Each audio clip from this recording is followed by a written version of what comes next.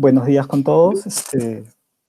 Mi nombre es Fernando Acosta y soy el articulador del grupo de trabajo de biodigestores a gran escala. Hoy día vamos a dar la segunda conferencia de este grupo de trabajo que está relacionado a un curso básico de diseño de una planta de biogás. Esta es la primera parte, que va a ser dictado por Jan-François Bratzer. Gloria, ¿puedes presentar a Jan-François? Sí, yo soy Gloria Jimena Pedraza, formo parte de la Coordinación de Relaciones Interinstitucionales y también me corresponde pues la coordinación de los grupos de trabajo. Por aquí les presento a Jan-François Bratzer. Él es ingeniero de procesos industriales, la opción de tratamiento de agua del Instituto de Ciencias Aplicadas de Toulouse, Francia. INSA, es procesista con conocimiento adicional en ingeniería civil, mecánica, instrumentación y automatización de plantas. Ha diseñado proyectos y redes de biogás de tamaño industrial desde 1999 con flujos desde 25 hasta 7.000 metros cúbicos por hora de biogás. Ha hecho la asesoría y diseño, el suministro de equipos, la supervisión y el montaje y puesta en marcha. Además, ha manejado redes de biogás en el sector de plantas de tratamiento, aguas hervidas, vinazas, purines y rellenos sanitarios. Su asesoría también ha incluido la toma de muestras, la ejecución de experiencias pilotos enfocadas hacia aplicación y solución industrial. También ha hecho memorias de cálculo, diagramas, matrices y otras especialidades como planos de disposición general, mecánicos, civiles, eléctricos, filosofía de control. Y ha diseñado y fabricado equipos para las redes de biogás, sistema de captación en rellenos sanitarios, tipo MDL, antorchas, enfriadores, analizador de trampas de humedad y purgas, y comercializa además sopladores, compresores, gasómetros, analizadores, arrestallamas, todo lo que tiene que ver con equipos para biogás. Ha ejecutado pues varios cursos de capacitación para especialistas de instalaciones de biogás bajo la supervisión de la Superintendencia de Electricidad y Combustible en el marco de un proyecto de PNUD, el diseño básico y avanzado de biodigestores y redes de biogás, la operación y seguridad y elaboración de matrices de riesgo. Y además ha hecho talleres también para equipamiento eléctrico. También ha participado en el reglamento de seguridad de instalaciones de biogás Minenergía y en la elaboración de la norma NSH 3381, plantas de digestión anaerobia, diseño y operación. Entonces, Jean-François, te dejamos para tu presentación. Gracias, Gloria. Gracias, Fernando. Bueno, para todos, muy buenos días. Gracias por estar presente a este curso básico.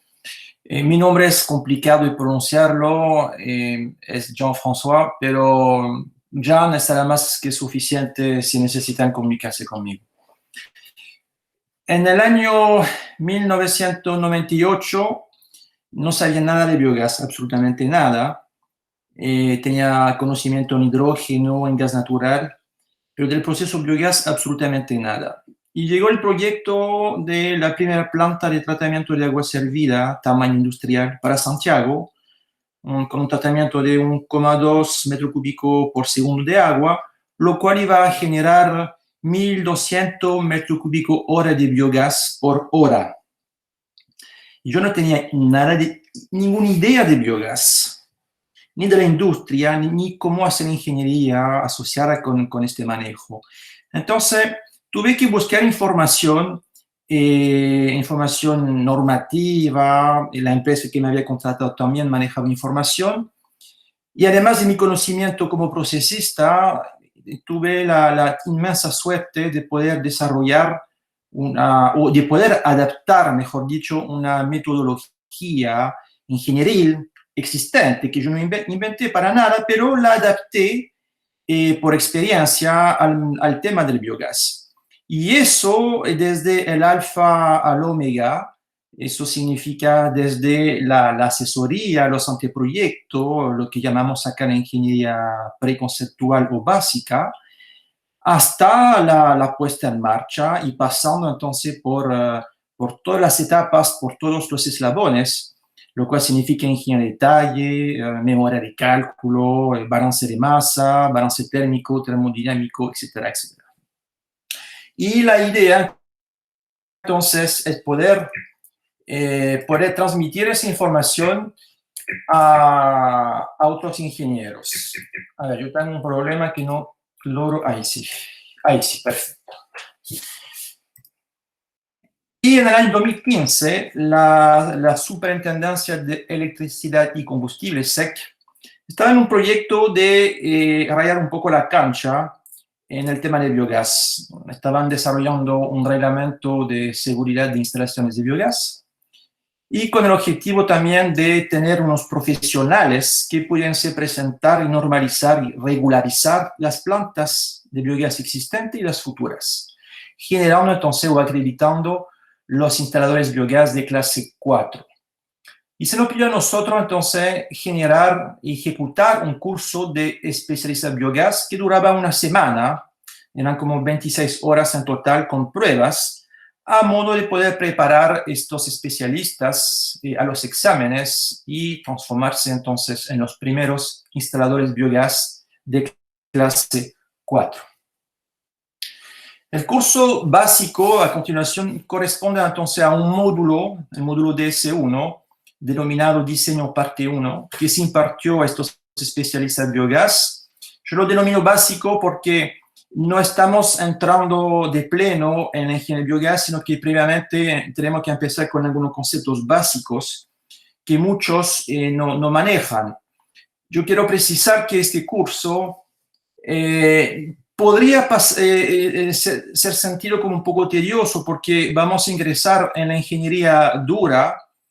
Estamos hablando de tamaño a escala industrial, en donde se necesita aplicar procedimientos, formas, arte, digamos, de trabajar y fórmulas y números, etc. Entonces, para algunos podría parecer tedioso, engorroso, pero lamentablemente a esa escala debemos ser muy precisos y muy estrictos en la metodología. Vamos a abordar 4 puntos. Primero, algunas magnitudes físicas y algunos conceptos. Definición base de un proyecto. Hablaremos entonces del objetivo del proceso y cómo se comunica el proceso a través del diagrama de proceso e instrumentación. En inglés sería P&ID o PID en castellano. Y veremos brevemente algunos equipamientos que se utilizan al tamaño industrial. Primero, magnitudes y conceptos. Con respecto a la presión, a veces hay mucha confusión en los ingenieros entre la presión absoluta y la relativa. La presión absoluta es la sumatoria de la relativa y de la atmosférica. La presión atmosférica es la presión que tenemos alrededor. A nivel del mar sería de 1013 milibar. ¿Por qué ese concepto es importante? Por la simple razón que algunas plantas se fabrican en altura. Puede ser 500 metros de altura, pero en el caso de Perú, Colombia y Ecuador, podríamos tener plantas a una altura de 2000 metros sobre el nivel del mar, tal cual posiblemente más. Y esa presión atmosférica va bajando, puede llegar a 970, 950. Como en biogás trabajamos a presión relativa bastante bajas, estamos hablando del orden 10, 20, 30 milibares, es evidente que ese porcentaje que tendríamos como relativo pasa a ser relevante cuando estamos hablando de presiones aquí que evolucionan a los 950. Es un factor relevante. Decía que la presión absoluta es igual a la sumatoria de la atmosférica, la que tenemos alrededor, más la relativa. En ese caso, por ejemplo, no tengo presión relativa, estoy sentado en la playa y yo recibo entonces sobre mi cuerpo la presión de la atmósfera que me genera entonces una presión absoluta de 1013. No obstante, si yo decido tener una botella de agua, la presurizo, la cierro y la presurizo a una presión relativa, dentro de esa botella tendría entonces una presión absoluta igual a la sumatoria de la presión atmosférica, la que tengo alrededor, más la que es relativa dentro de la botella, y eso me daría la presión absoluta. Para información, la presión relativa a la unidad se le agrega una letra G, G por gauge, que significa manómetro en inglés. Entonces, cuando ustedes ven una presión con una unidad que termine con la letra G, estamos hablando de una presión relativa o manométrica.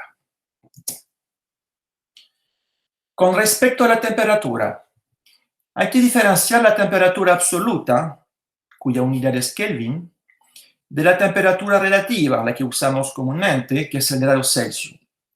Según la fórmula siguiente, temperatura Kelvin es la temperatura en Celsius más 273,15. ¿Qué lo que es ese número? Es simplemente el valor de 0 grados Celsius, pero en Kelvin.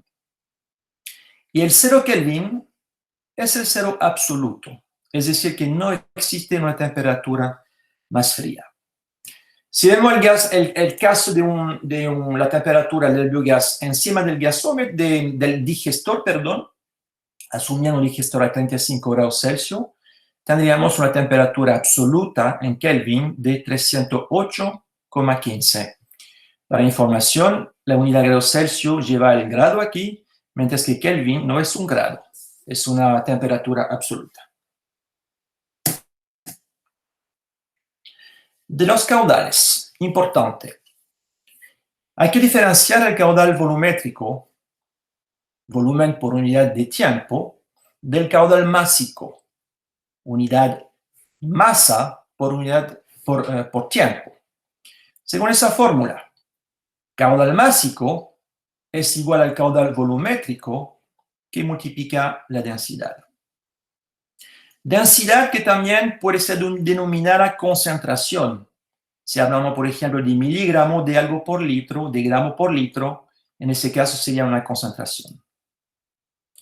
Entonces, dos conceptos a considerar en los estudios, en el balance: el concepto de masa que transita y el concepto de volumen que transita. ¿Por qué es importante diferenciar estos dos conceptos? Veamos dos casos. Están fluyendo dos tipos de agua. Fluyen 1 metro cúbico por día de aguas pocas contaminadas y de aguas muy contaminadas. En volumen, y en ambos casos, está fluyendo el mismo caudal. Eso significa que la bomba que yo debo diseñar van a ser similares. Las dos bombas en ambos casos es la misma. Tiene que transitar por lo menos 1 metro cúbico al día. En cuanto al estanque que debo diseñar, los dos estanques deben tener más o menos la misma capacidad porque hablamos del mismo volumen diario que hay que manejar. Pero veamos qué es lo que hay adentro. En el primer caso tenemos un agua poca contaminada. Digamos que ese elemento es lo que se transforma en biogás, materia orgánica. Y su caudal, entonces, como materia, sería una carita feliz por día. En el caso del agua muy contaminada, aquí tengo 6 veces más de carita feliz. ¿Y dónde está la diferencia de los conceptos? Es que aquí, si bien fluye 1 metro cúbico por día de volumen, y aquí también, no obstante, aquí vamos a producir 6 veces más de biogás. El potencial es 6 veces mayor. Y eso entonces implica que en un balance de masa, en un estudio, siempre debemos pensar, manejar los dos conceptos. El concepto flujo o caudal volumétrico, pero también el concepto de flujo másico. Normalización del volumen. Debemos hablar todos del mismo volumen que transita. Entonces se ha optado por normalizar el volumen. El normalizado es un volumen en condición normal de temperatura y de presión, CNTP. Significa un cierto volumen a una temperatura de 0 grados Celsius y a una presión de 1 atmósfera, o sea, la presión que tenemos al nivel del mar. Por ende, un normal metro cúbico de gas es 1 metro cúbico de este gas a 0 grados Celsius y 1 atmósfera de presión. Pueden notar que la N es en mayúscula. Imaginémonos tener un normal metro cúbico de aire. Ese metro cúbico normalizado pesa 1,3 kilogramos y ocupa entonces 1 metro cúbico a 0 grados y a una atmósfera. Decido calentarlo. ¿Qué sucede? Al calentarse y manteniendo la presión de una atmósfera, el volumen va a aumentar. Y yo podría ver aparecer 1,2 metro cúbico, 1,4 metro cúbico y pensar, aquí tengo más gas, tengo más biogás, tengo más energía. Pero no es así. Sigo teniendo 1,3 kilogramos de ese aire o de ese gas. Y si el volumen es mayor, es simplemente porque aumentó la temperatura. Entonces, para que todos hablemos de lo mismo, cuando hablemos de cantidad de materia, de biogás presente, lo cual significa una cierta cantidad de energía que generamos, que tenemos a disposición, deberemos hablar de normalizado. Entonces, ¿en qué caso hablaremos de normal, de caudal normal y de caudal efectivo o estándar? Cuando hacemos los balances, entonces nos interesa saber cuánta materia está fluyendo por la planta, porque esa materia hay que tratarla y se va a transformar en un momento en biogás. Entonces, en el caso de balances, hablaremos de caudales normalizados o también de caudales másicos para poder hacer las transferencias de materia. No obstante, cuando queremos calcular velocidades de tránsito de ese biogás en las tuberías para determinar las pérdidas de carga, la caída de presión en la tubería, hablaremos entonces de metro cúbico hora efectivo, o sea, en la condición real que tengo, en la temperatura y con respecto a la presión real, porque eso me permite estudiar los movimientos reales, efectivos. El objetivo del proceso. La idea es determinar la mejor solución. Hay muchas soluciones para resolver un problema. Algunas son mejores que otras. Algunas son acorde al lugar, a los especialistas a disposición, a lo repuesto, a la maquinaria. Y bueno, el objetivo del procesista, del proceso, es buscar la mejor solución, tanto con respecto a lo químico, lo biológico y lo físico, y para ello la idea es determinar las grandes líneas del proceso, los flujos de materia, pero también de energía. No hay que olvidar que el proceso es el estudio de los movimientos, de las transferencias y la transformación de la materia y de la energía. Y luego, determinar las unidades de proceso. ¿Qué es lo que es una unidad de proceso? También UDP. Es una caja negra. Una caja negra en donde adentro ocurre algo. Ocurre la transferencia o la transformación de materia y de energía. Y por esa caja negra ingresa un producto o algo ocurre adentro y sale entonces transformado el producto. Una UDP puede ser una unión de dos tuberías, puede ser una bomba, un intercambiador de calor o un digestor. Pero también el proceso debe comunicar la idea, lo que el procesista tenía en su mente, hacia las otras especialidades para obtener una cohesión entre las diversas ingenierías. Me gusta decir que el procesista, de un cierto modo, es un jefe de orquesta. Ese jefe de orquesta debe manejar y transmitir un lenguaje de proyección porque hablamos de desarrollar un proyecto, Un lenguaje claro, objetivo, hablamos de número, de valores, de fórmulas, de fenómenos que no son subjetivos. Pero también una información entendible universalmente para las diversas especialidades. Un eléctrico no entiende nada del proceso, no entiende nada de térmica, por ejemplo. Entonces hay que encontrar un lenguaje universal que todos puedan entender. En general, un documento de ingeniería y de proceso lo puede hacer un norteamericano y lo va a entender un indio y un chino, siempre y cuando hayan entendido ese lenguaje de comunicación normalizado. Y el especialista en biogás, bueno, es el jefe de orquesta en materia de biodigestión anaeróbica.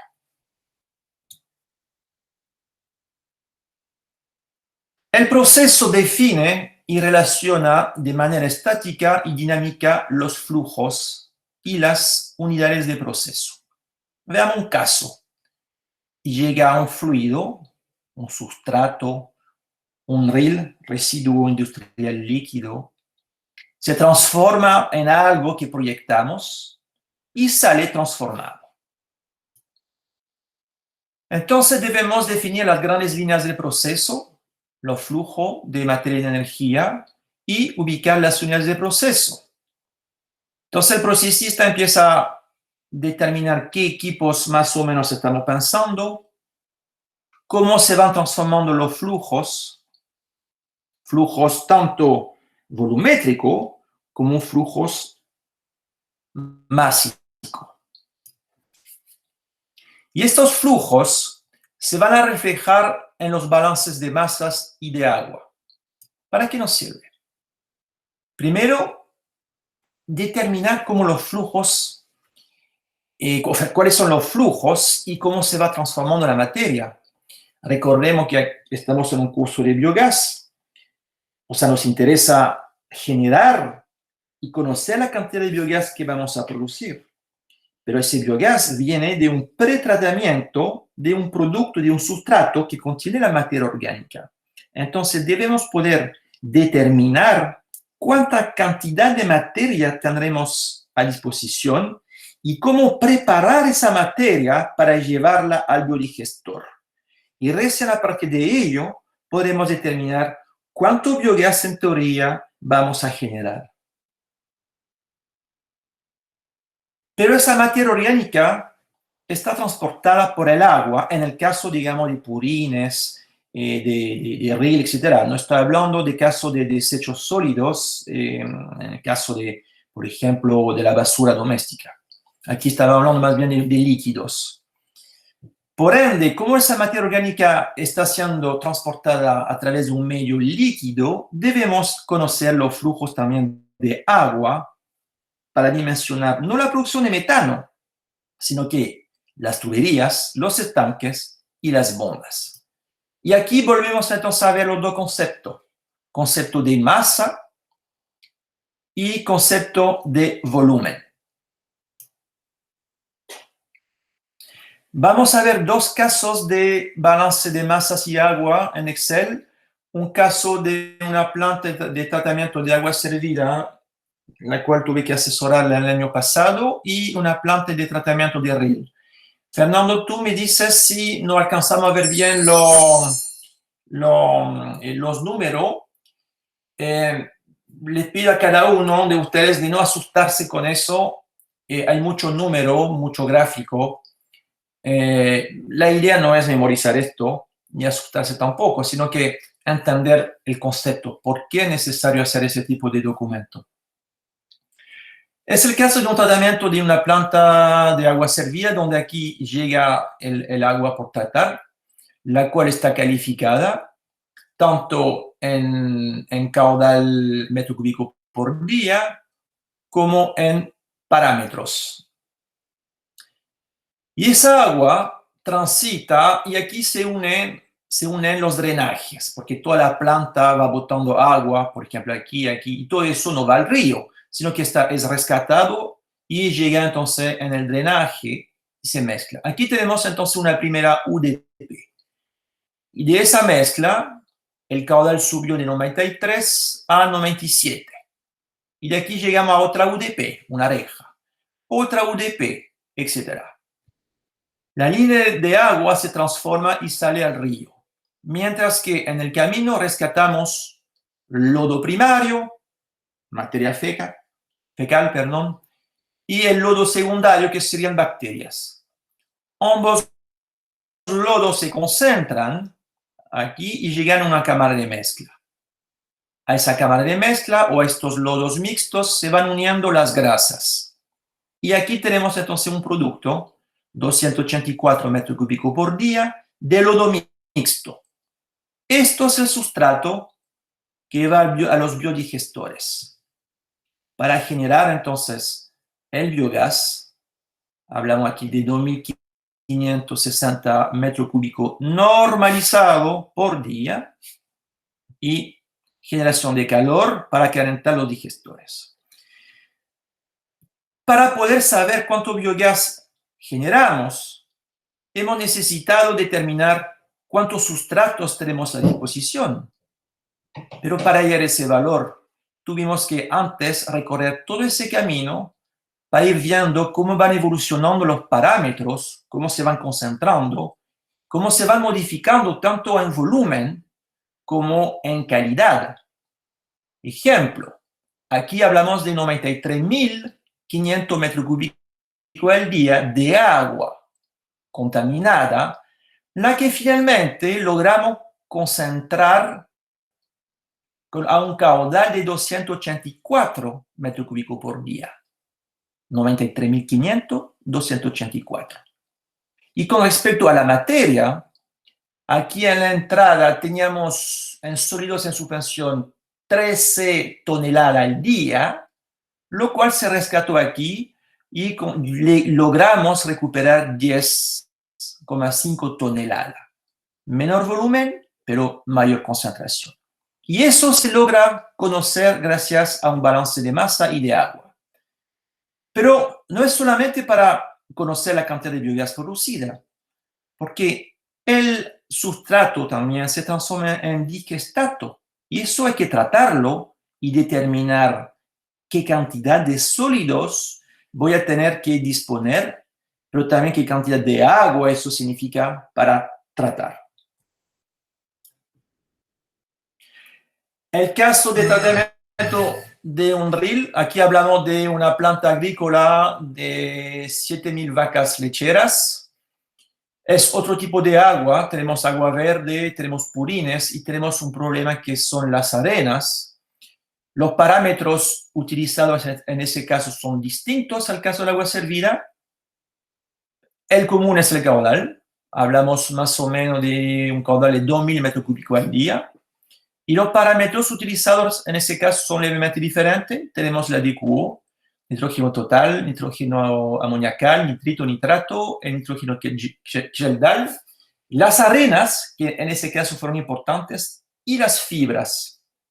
Y todo ese trabajo simplemente para llegar de nuevo a la cámara de mezcla y de ahí generar un sustrato, en ese caso purines a digerir, que entra a la biodigestión, nos permite producir un biogás, hablamos de 11.700 metros cúbicos normalizado al día, y todo eso para quemar y generar calor y calentar los digestores.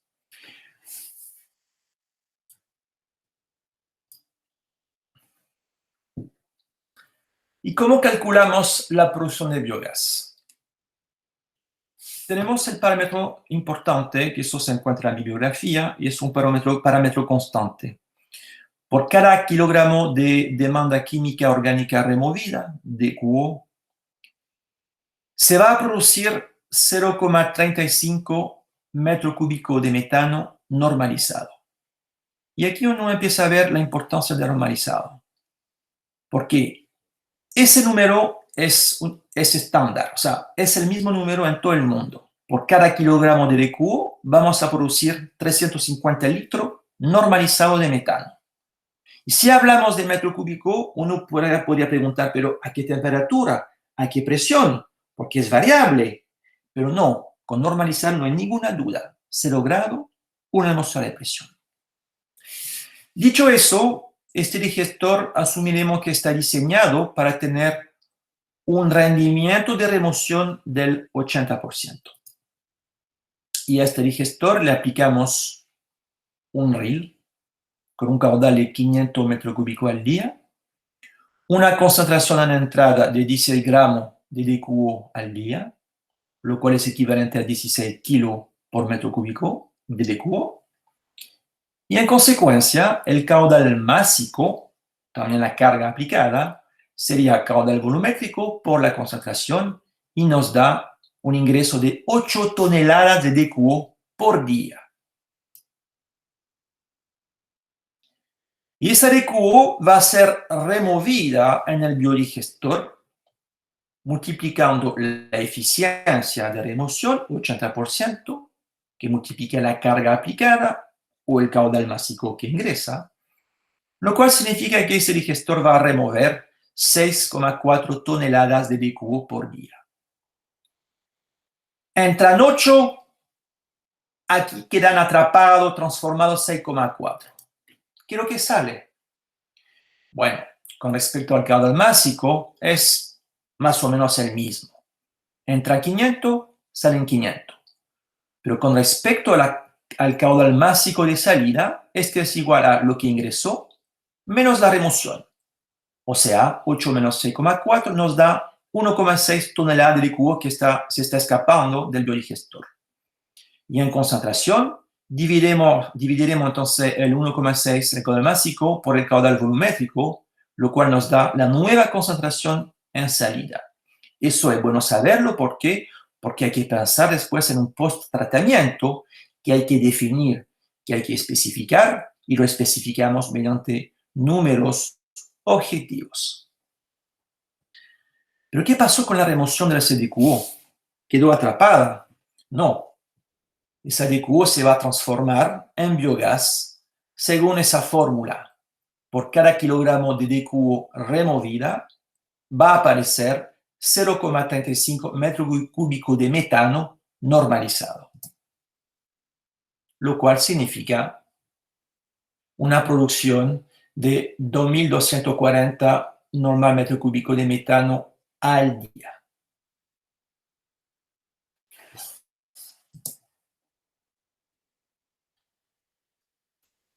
Toda la información que tenemos proyectada debemos comunicarla de una manera sencilla, universal, hacia otras especialidades, y aquí me voy a enfocar específicamente a los eléctricos y a los procesistas, perdón, a los automatistas, instrumentistas. Y la idea es explicar dentro de un diagrama de qué manera vamos a hacer el control del proceso, utilizando la lectura de los instrumentos. Es evidente que cuando hablamos de un tamaño industrial, necesitamos automatizar la planta. No podemos tener una persona corriendo por todo lado para activar, desactivar, abrir válvula, cerrar válvula, inyectar al soda, lo que sea. No. Tiene que ser automatizado. La lectura de las magnitudes de los valores en terreno puede ser visual para una reacción humana, pero también puede ser eléctrica o electrónica para mandar una señal y generar un aviso o una reacción automatizada. El PID, entonces, esquematiza toda la lógica de control de la planta, y si está bien desarrollado, hasta puede diagramar, significar la filosofía del control que ha pensado el procesista. Los instrumentos que dibujamos en los planos tienen una simbología. No podemos dibujar ahí un instrumento, un manómetro, para explicar la idea. No, hay que usar símbolos. Y estos símbolos están normalizados. De los instrumentos, tenemos instrumentos con indicación directa. Nos da la información visualmente. Pero ese instrumento necesita un sensor, algún elemento, algún mecanismo, para poder sensar la magnitud del parámetro. Se llama el elemento de medición. Si la información la queremos enviar remotamente hacia un sistema de control, necesitamos un transmisor. Pero si queremos que el transmisor también nos indique localmente la información, hablaremos de un transmisor indicador. Y si queremos que el instrumento active una señal, un switch, un interruptor, para mandar una alarma, un aviso, activar una bomba, desactivar una bomba, hablaremos de un switch. ¿Cómo se simboliza? Mediante círculos con letras adentro. La primera letra significa la magnitud. P para presión, T para temperatura, F para flujo, L para nivel. Son términos en inglés. Nivel en inglés sería level. Y A para análisis. Análisis de un parámetro, de un gas, por ejemplo, de una concentración en algo. Y la segunda letra, bueno, significa qué es lo que estamos haciendo. En ese caso, estamos indicando la presión. Pressure indication, temperature indication, level indication. Y abajo, entonces, tenemos ejemplos de instrumentos cuya simbología sería entonces los círculos más arriba presentados. En el caso del elemento, se mantiene entonces la magnitud medida y se agrega una E. Por ejemplo, el TE es una simple sonda de temperatura que se introduce en la tubería. Cuando queremos transmitir la información hacia un sistema de control, entonces usaremos un transmisor de presión, de temperatura, de flujo, de nivel y análisis de algo. Si queremos indicar localmente, le agregamos una I. En ese caso sería un Pressure Indication Transmitter. En cuanto a los switch, le agregamos una L. Y otra letra, le agregamos una S por switch. Y al lado, ¿qué es lo que activa el switch? En ese caso, L significa low. Se activa porque la presión es baja. Y aquí H por high. Se activa por presión alta. Tenemos lo mismo para temperatura, tenemos lo mismo para un nivel bajo, un nivel alto, y aquí un nivel alto de algún producto químico. ¿Qué implica con respecto al componente físico? Bueno, ahí podemos comparar en el caso de la presión, el PI. Todos reconocen un manómetro. Un transmisor de presión, pueden ver que cambió totalmente la figura. Aquí solamente se le conecta un cable. Si queremos tener la información localizada con indicación, bueno, aquí tenemos un transmisor de presión con indicación. En cuanto a los presóstatos o interruptores de presión, este es un presóstato simple, un switch. Algunos deben reconocerlo, se encuentra sobre los compresores de aire, también es un presóstato. Y este es un presóstato doble, debe tener un PSL y PSH. Aquí entonces tenemos un ejemplo de aplicación muy simple. Medición remota de temperatura. Yo coloco dentro de la tubería o dentro del digestor, por ejemplo. Imagínense, usted tiene que medir a una altura de 10 metros. No va a poner el indicador a 10 metros de altura y subir con escalera.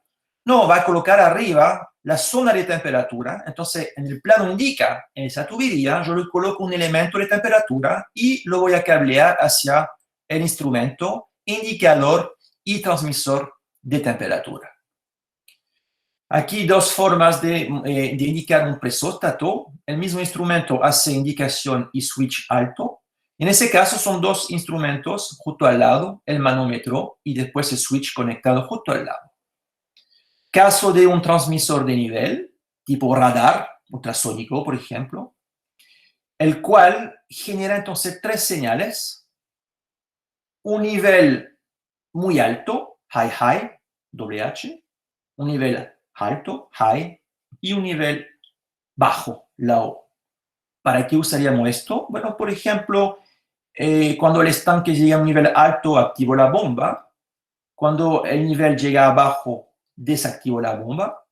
Y si por alguna razón la bomba no se activó, o sea, a nivel alto la bomba no parte, bueno, el nivel sube y llega high, muy alto, y con ello yo puedo generar una alarma para decir al operador, vaya a revisar la bomba porque no se activó. Estas señales, ¿cómo se transmiten al sistema de control? La simbología es la siguiente. Para señal digital de tipo on-off, también denominada 1-0, sí, no, se tira una línea con guiones entre el instrumento, por ejemplo, y la PLC. Entonces, eso significa que hay señal o no hay señal. O quiero activar la bomba y no quiero activar la bomba. Pero también tenemos señal análoga. Análoga significa no lógico. Eso es lógico, sí, no. Eso no es lógico. Son valores variables que van, por ejemplo, del 0 al 100%. De 0 a 1 bar, por ejemplo. De 0 grados Celsius a 50 grados Celsius. Esos son valores entre medio analógico. Pero en proceso o en instrumentación no usamos valores porcentaje, trabajamos con electricidad. Entonces, en el caso, podemos usar señal de 420 mA o también 0,10 volt continuo. Y la simbología sería una línea con pequeños círculos entre medio. En el caso de usar señal neumática, son tubería con aire, entonces la simbología es una línea con 2 rayas oblicuas. Caso de un bucle de control muy sencillo, eso lo había comentado anteriormente, tenemos un estanque con un nivel de agua y yo necesito activar y desactivar la bomba para mantener ese nivel entre un rango maxi y un rango mini.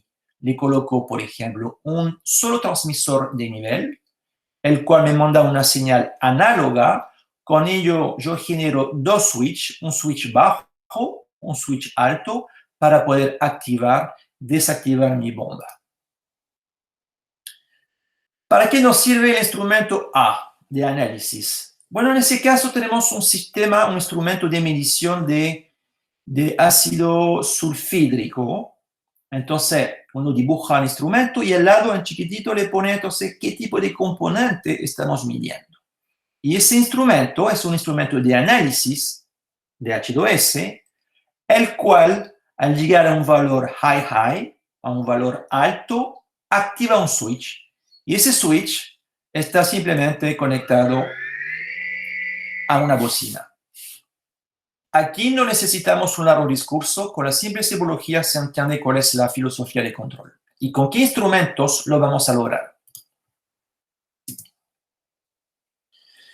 De los materiales que se utilizan y que son compatibles con el biogás.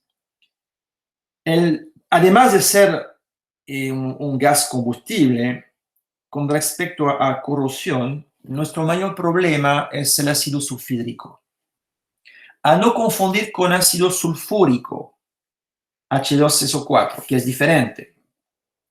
En el biogás no tenemos ácido sulfúrico.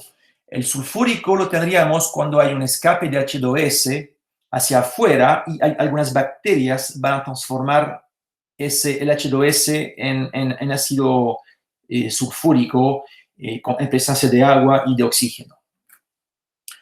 Los materiales comúnmente utilizados serían PVC, polietileno para los plásticos, el Buna-N, que es un caucho para los sellos, principalmente, también el teflón para los sellos.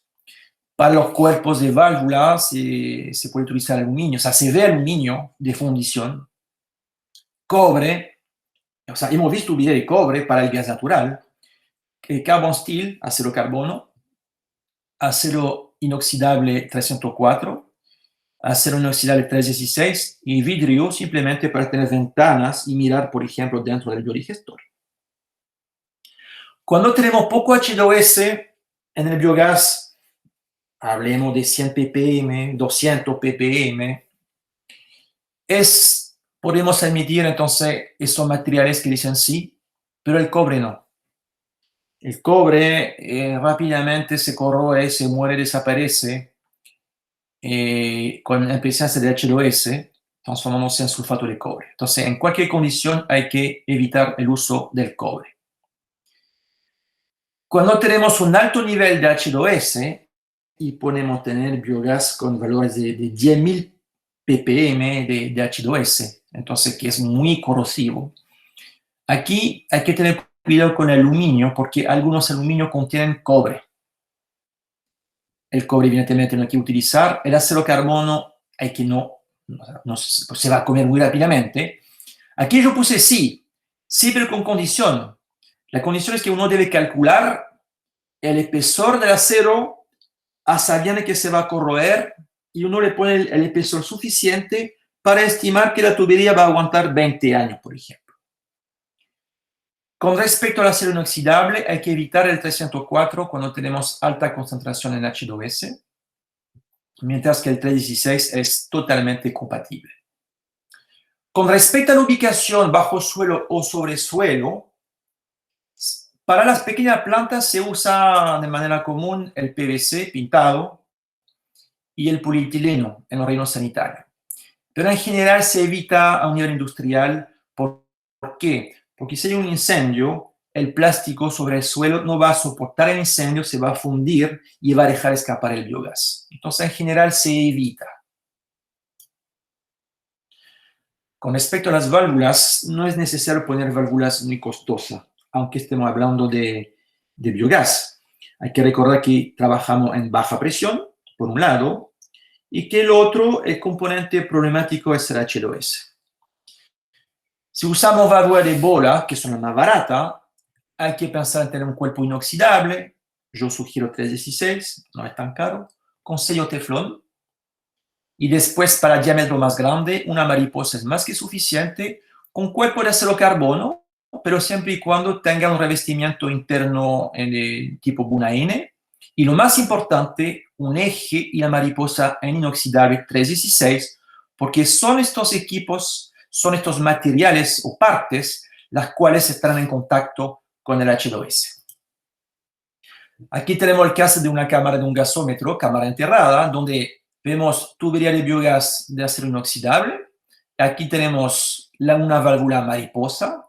Aquí tenemos una válvula de bola inoxidable que conecta un transmisor indicador de presión.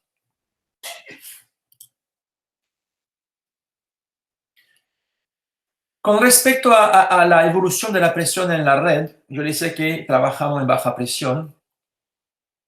En el caso típico de un tratamiento de lodos, donde en ese caso hay dos digestores, la producción se conecta a un manifold común, llega a sopladores para poder levantar un poco la presión hacia el quemador de caldera, pero también se almacena el biogás en un gasómetro y el excedente del biogás va hacia la antorcha.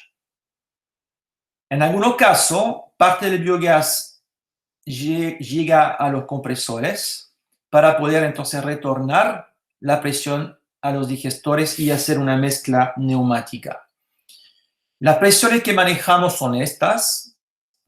Hablamos de 10 a 100 milibar gauge relativo. En caldera debemos subir de 25 hasta 300, por ejemplo.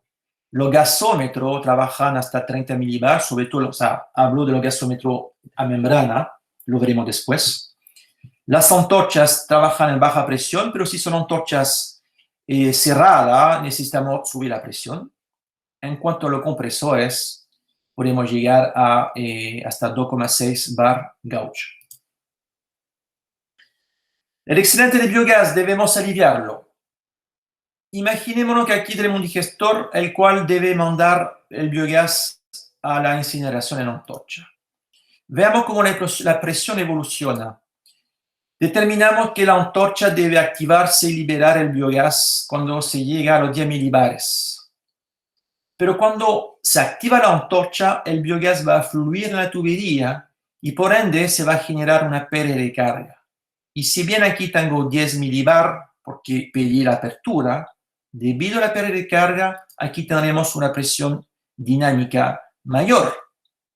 Entonces, si yo quiero aliviar mi sistema por seguridad, debo pensar en una presión de alivio mayor a la que aumentó. O sea, si yo pienso voy a activar la antorcha a 10 milibar, no significa que debo aliviar a un poquito más arriba, no. Debo pensar que hay un fenómeno dinámico, una pérdida de carga.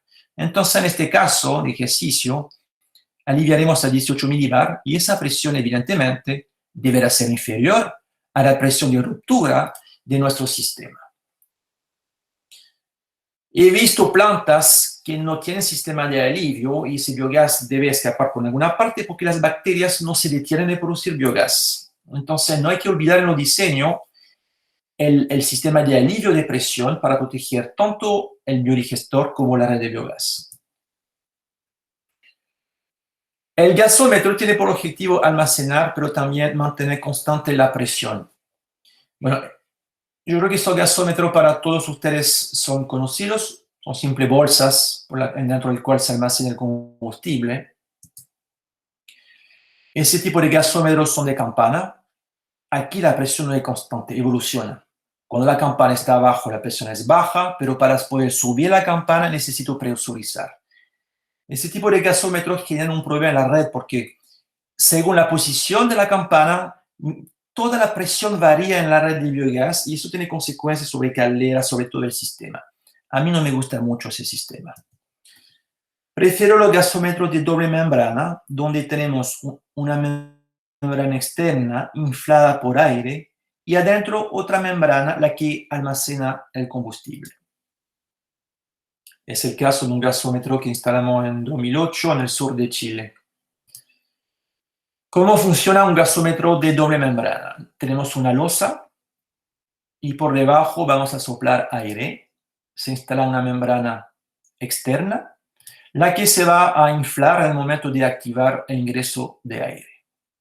Pero debemos evitar la ruptura de esa membrana. Necesitamos por ello dejar escapar el aire, pero también mantener presurizado esa membrana. Por lo cual se instala un registro de presión, un sistema, una válvula de alivio, para regular la presión a P1. ¿Y qué pasa con el biogás? Necesitamos conectar el biogás por debajo y para que no se mezcle con el aire se instala una membrana interna. Esa membrana interna se va a inflar en el momento de abrir la válvula de biogás. ¿A qué presión? A la presión P2. Y esa presión P2 es igual a la presión P1 más el peso de la membrana. Y como el peso de la membrana es constante, aunque yo tenga membrana arriba o membrana casi abajo, eso implica que la presión P2 va a ser constante y siempre igual a P1 más el peso de la membrana. Pero son membranas flexibles que pueden destruirse, romperse por una ley sobre presión. En general eso funciona hasta 25 30 milibar. Para evitar la ruptura de estas membranas necesitamos aliviar por sobrepresión.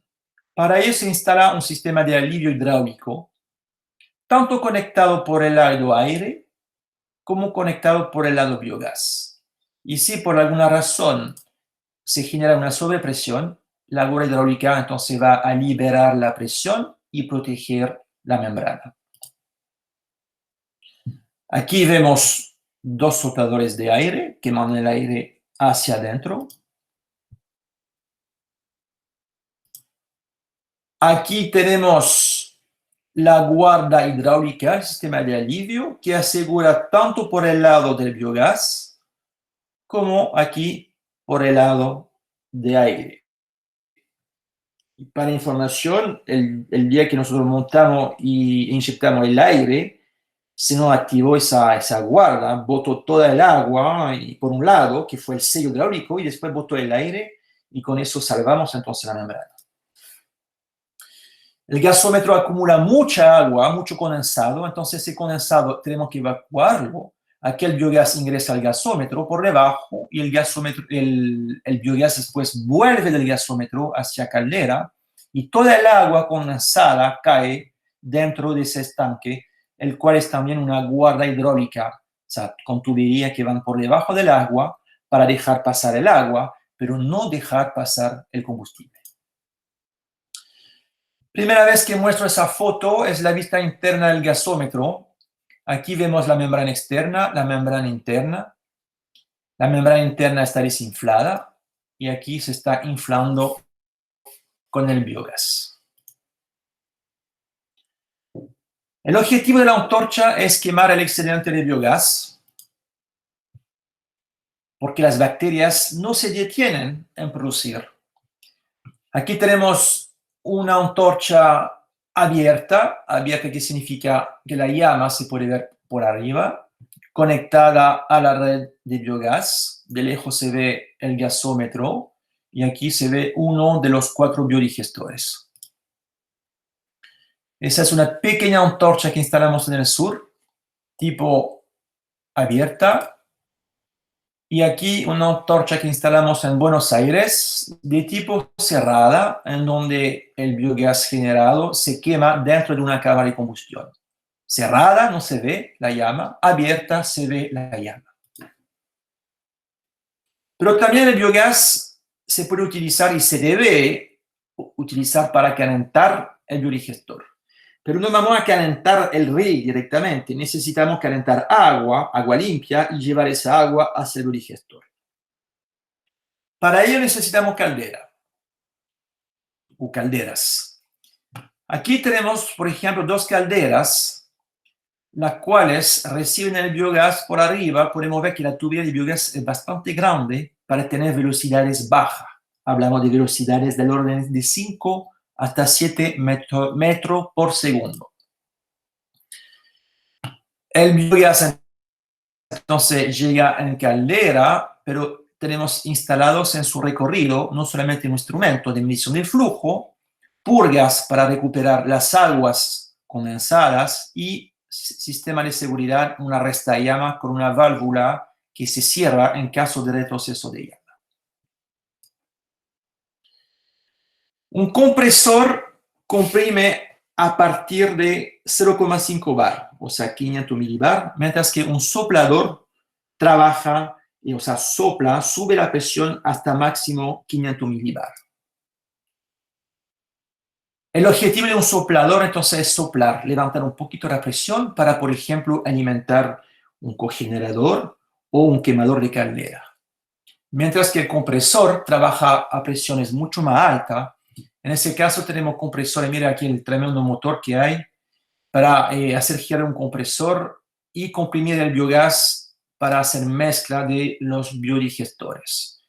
Ese biogás comprimido a una presión de más de 2 bares relativo y contiene aceite y condensado, lo cual están rescatados en estas ollas.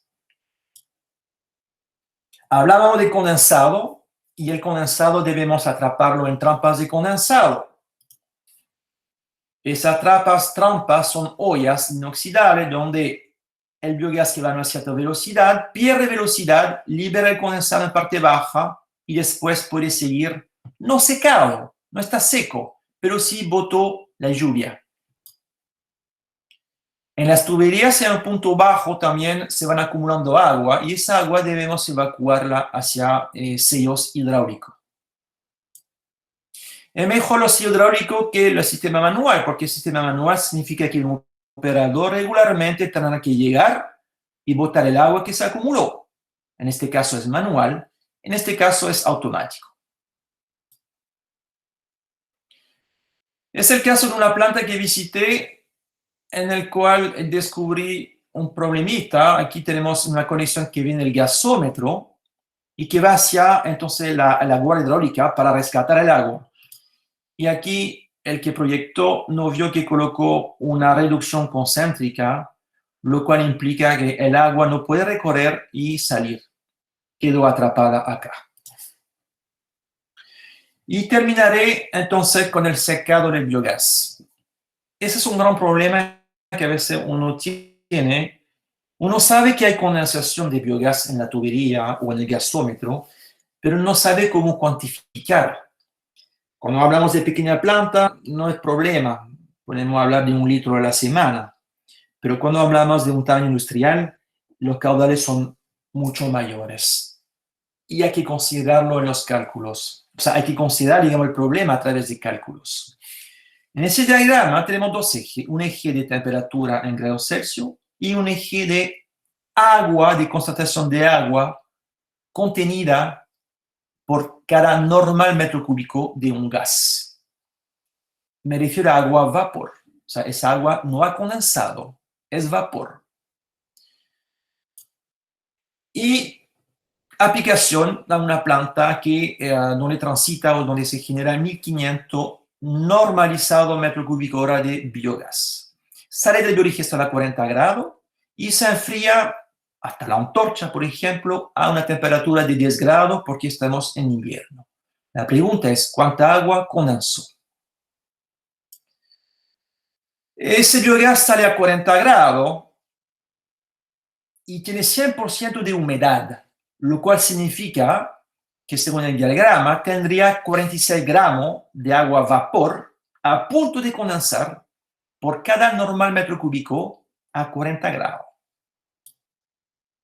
Mientras que a los 10 grados de temperatura, cuando ese biogás llega a la antorcha, se enfrió y tendría 100% de humedad también, pero puede cargar solamente 12 gramos de agua vapor por cada normal metro cúbico a la temperatura de 10 grados.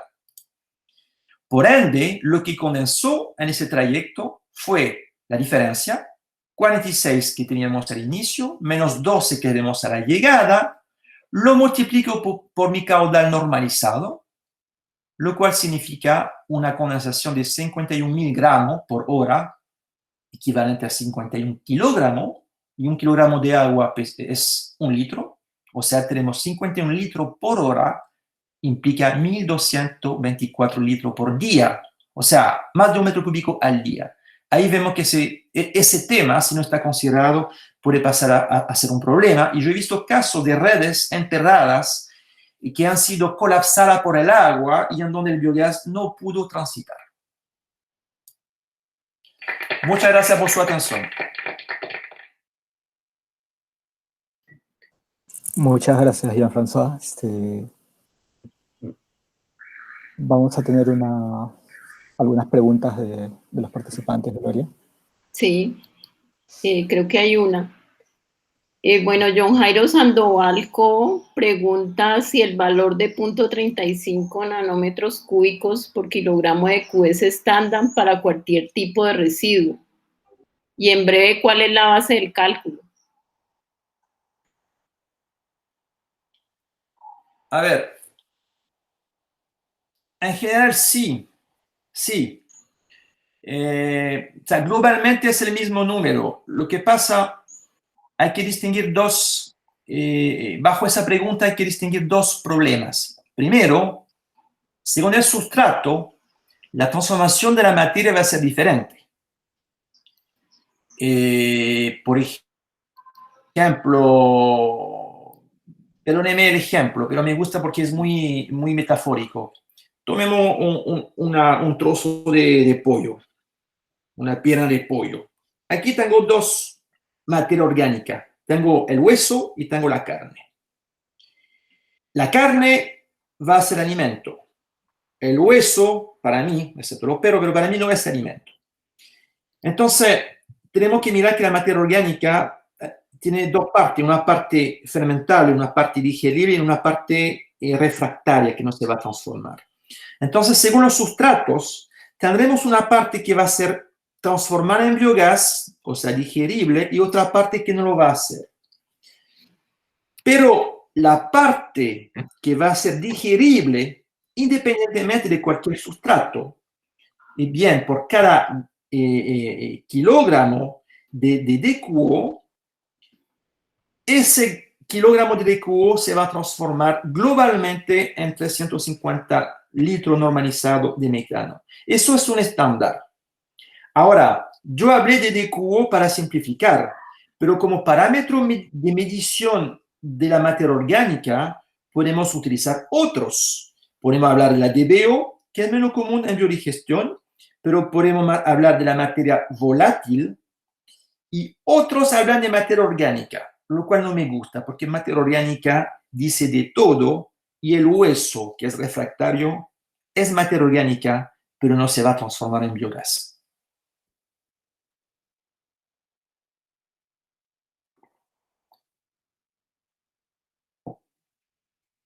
¿Aló? Santiago Tiffany pregunta, ¿cómo se consigue que el biogás a presión en el gasómetro de doble membrana no vuelva al digestor?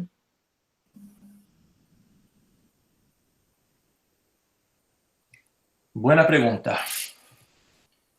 A ver, yo voy a volver a una diapositiva. Bien.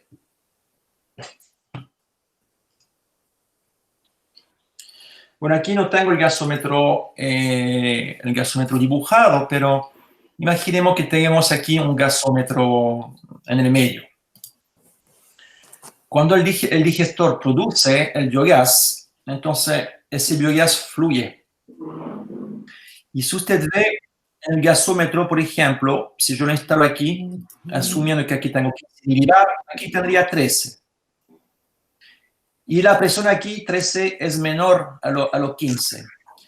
Entonces, por el hecho que el digestor produce y por el hecho de que haya un tránsito, un movimiento del biogás, hay un fenómeno de diferencia de presión, de pérdida de carga, que hace que el biodigestor siempre va a tener una presión mayor a lo demás.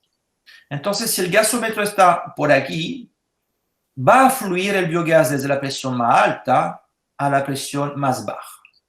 Pero eso hay que considerarlo en su diseño.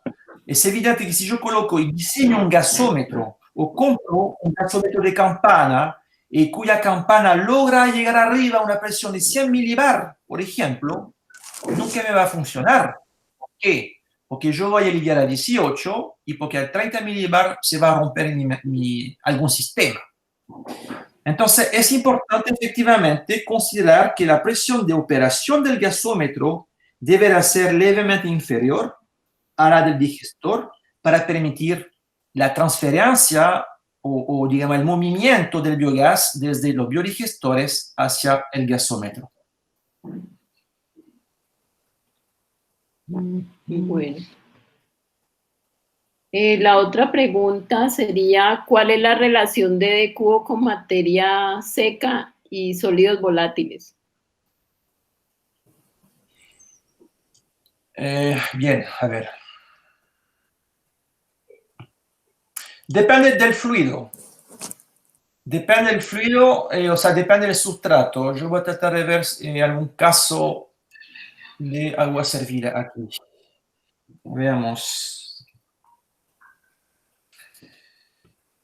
A ver,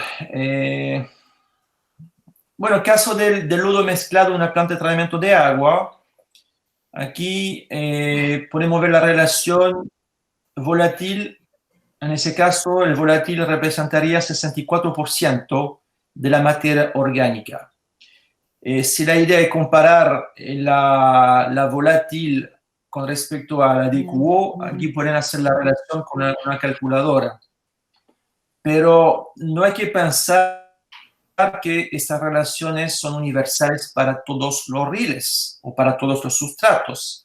Es evidente que eso son relaciones normales en el caso de lodos de agua servida, pero si hablamos de un purín, si hablamos de un lodo de una lechería, de un matadero, etc., los valores son diferentes y para eso necesitamos análisis de laboratorio para poder cuantificar o calificar el RIL y hacer balances de masa y de agua acorde al tipo de sustrato, al tipo de problema que tenemos.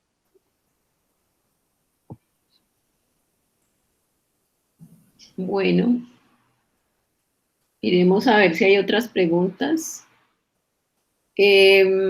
Por aquí John Jairo pregunta que si en tu experiencia, ¿qué tan viable económicamente es el aprovechamiento de biogás, rellenos sanitarios en Latinoamérica? Por ejemplo, comparado con las aplicaciones a nivel agroindustrial.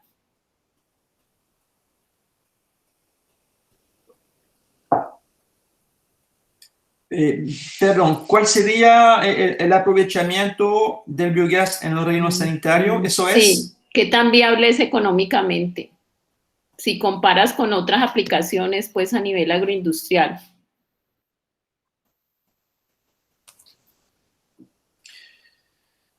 Voy a responder con una respuesta genérica que podría sorprender. Si comparamos hoy día el valor de la energía disponible, de energía fósil, por ejemplo, principalmente, pensar en un proyecto de generación de energía modalidad biogás siempre saldrá más caro que quemar gas o petróleo. O sea, dicho de otro modo, un sistema de digestión anaeróbica, desde un punto de vista generar energía, no es rentable. Hay alternativas más rentables como quemar petróleo, leña y gas natural. Pero yo trabajo en esto. ¿Y por qué trabajo en esto?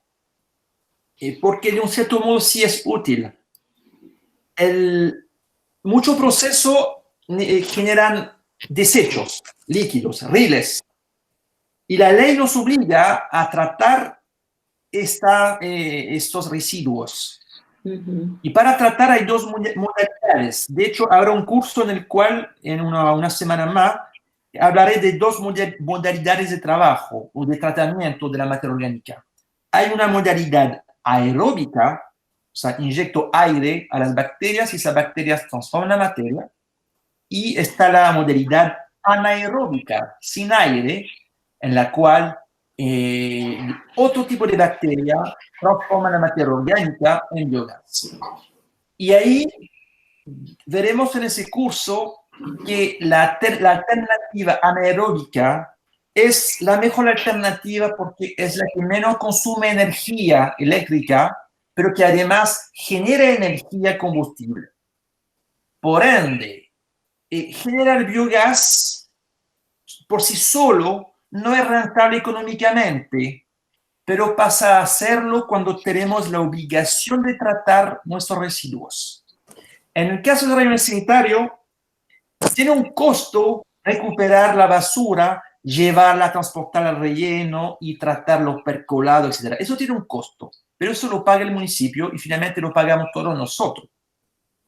Por ende, ese biogás que se genera, de hecho, de un cierto modo, ya está pagado, es gratuito. Y pasa a ser rentable entonces captar ese biogás para hacer energía eléctrica, para hacer calor, u ojalá encuentre la solución más socialmente equitable, que es devolver esa energía a una red de suministro hacia casas, hacia hogares, porque eso me parece correcto. Esa basura, somos todos dueños de los desechos que generamos, pagamos para su disposición y considero que somos dueños de la energía que se genera y por ende debería ser devuelto hacia nosotros. Listo. Ivonne Carroza pregunta qué ensayos se deben realizar para el seguimiento de planta de biogás y con qué frecuencia es adecuado.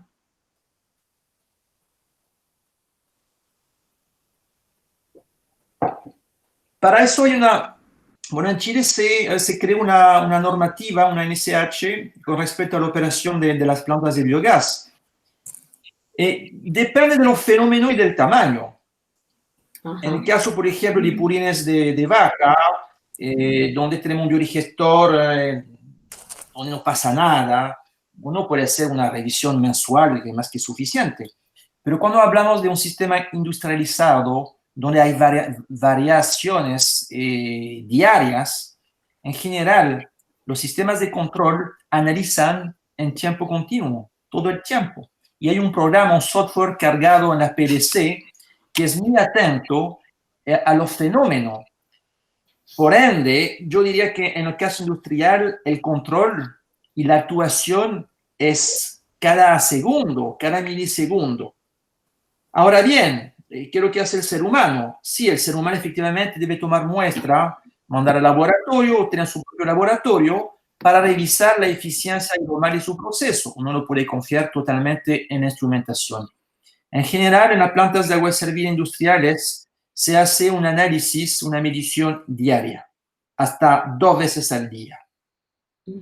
Y se mide volátiles, eficiencia de la DQO, lo que son separación, etcétera, etcétera. Pero eso se hace 1 a 2 veces al día. Listo. Ivonne pregunta también si la doble membrana es resistente a climas con vientos fuertes. Los gasómetros están calculados para resistir a vientos, yo creo, de 100 o 120 kilómetros por hora. O sea, es una normativa. Y la verdad que el gasómetro está muy bien inflado. O sea, uno podría caminar sobre el gasómetro. Yo lo he hecho.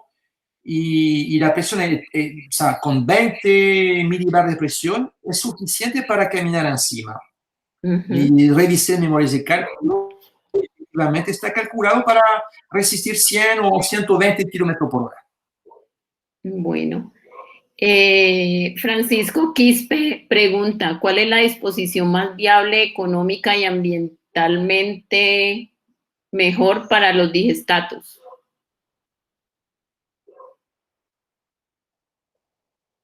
Depende de los digestatos.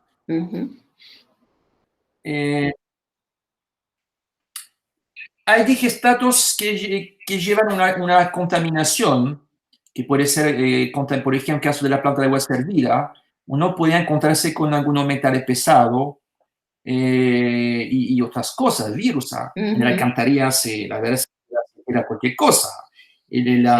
Ejemplo, la agua servida de los hospitales no tiene un tratamiento diferente, todo eso va al alcantarillado. Entonces, los lodos finalmente rescatan todo lo sucio, todo lo malo, y eso incluye los virus, los priones, etcétera, etcétera. Entonces, si ese lodo no está tratado, o si ese digestado no está tratado térmicamente para destruir todo su contenido, no tiene ninguna aplicación para ser vertido a campo.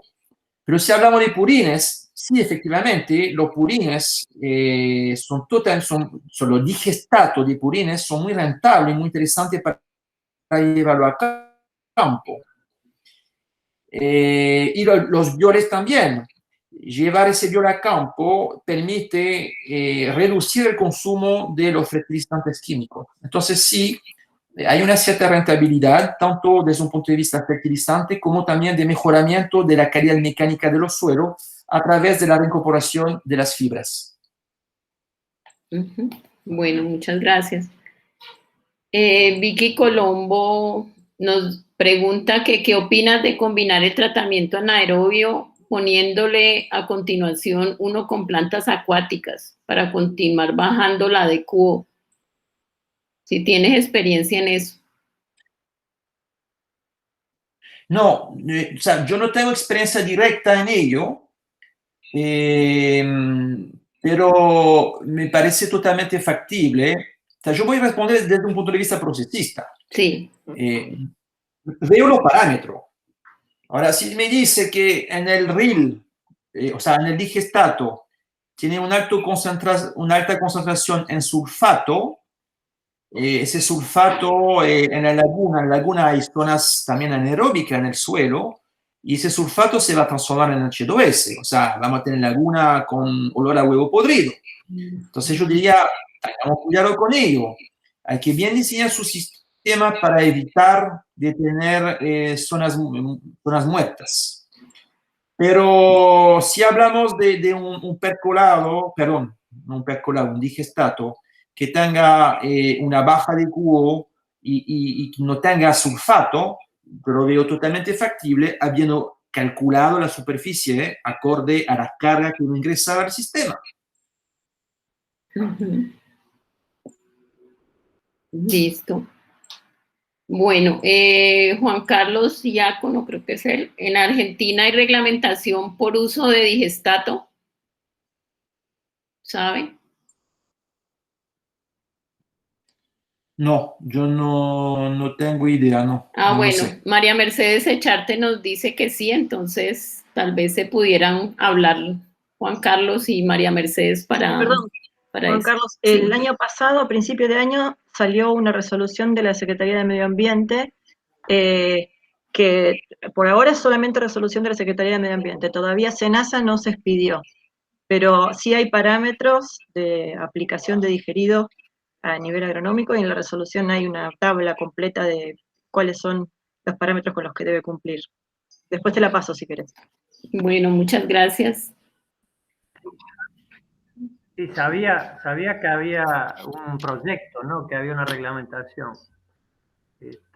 Pero bueno, esperemos que se haga algo. ¿Listo? Bueno, gracias. Bueno, ya no tengo más preguntas. No sé, Fernando, si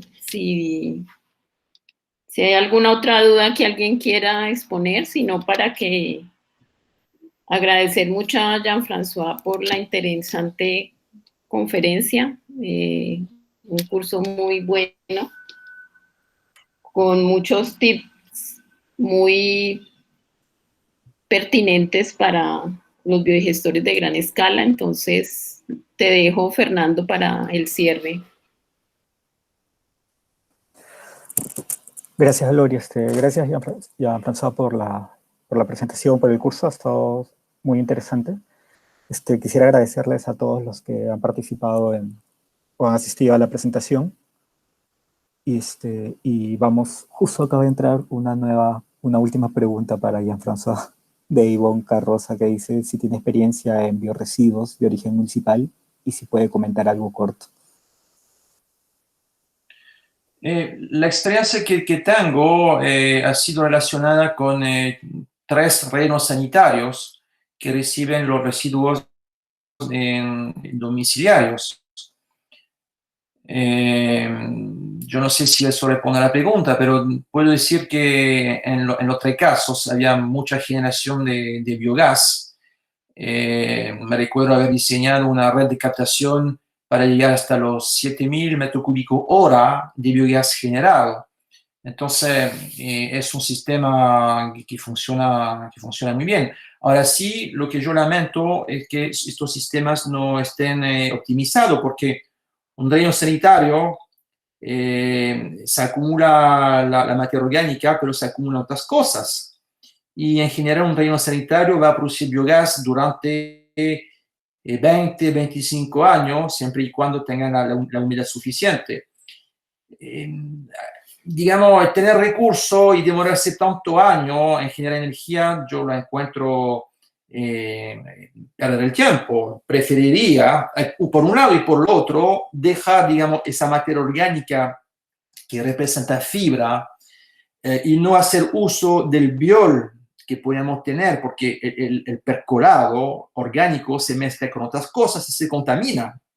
Entonces no tiene ningún uso posterior para la agricultura. Encuentro entonces un tremendo desperdicio mandar la materia orgánica doméstica a los rellenos sanitarios. Y lo ideal sería manejar solamente esa materia orgánica domiciliaria o doméstica no contaminada en digestores propios para el manejo y la generación de ese biogás por un lado, pero también del digestato y del biol, lo cual tendría una aplicación agronómica inmediata. Y ahí podemos pensar en que el potencial de energía, en vez de esperar 20, 25 años para recuperarlo, podemos tenerlo en 30 días o 60 días.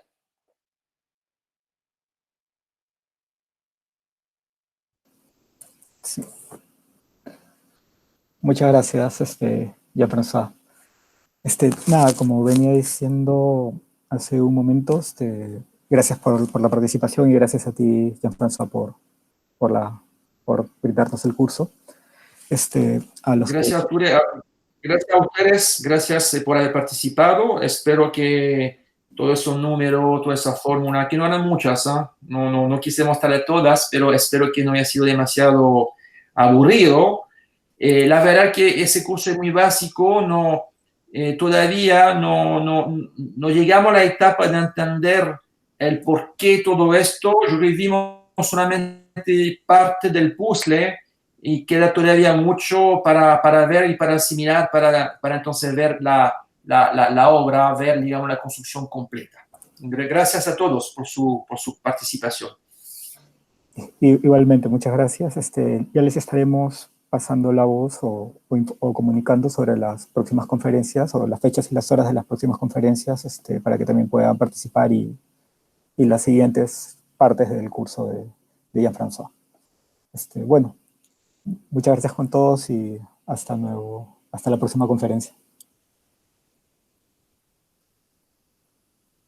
Gracias. Chao. Gracias a todos. Hasta luego. Se cuidan. Igual. Hasta luego.